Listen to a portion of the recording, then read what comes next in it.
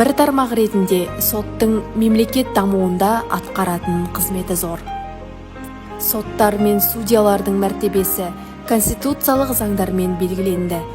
Соттар бір жүйеге біріктіріліп, сот құрылысы мен сот ісін жүргізудің оңтайлы және тиімді негізі қаланды.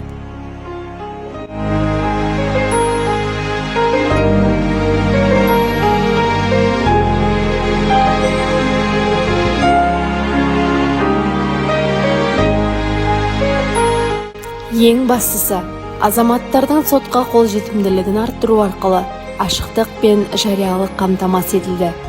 Сот кабинеті сервисімен сот құжаттарын және істерді іздеуге, мемлекеттік бажды онлайн түрде төлеуге, істі қарау барысын қадағалауға болса, соттардың ашықтығының бірден-бір дәлелі танылатын сот отырыстарын аудио-бейне жазба құралдарымен түсіріп алу жүйесі қызмет көрсетуде. Сонымен бірге, соттарда халыққа ақпараттық кеңес беру мақсатында WhatsApp нөмірлері мен смарт-сот Telegram-бот каналдары іске қосылды.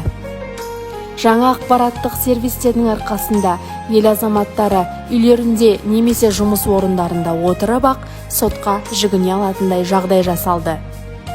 Сот саласына дендеп енген заманауи технологиялар жетістігі бүгінде халық игілігіне қызмет етіп, олардың сотқа деген сенімдерін нығайтуда.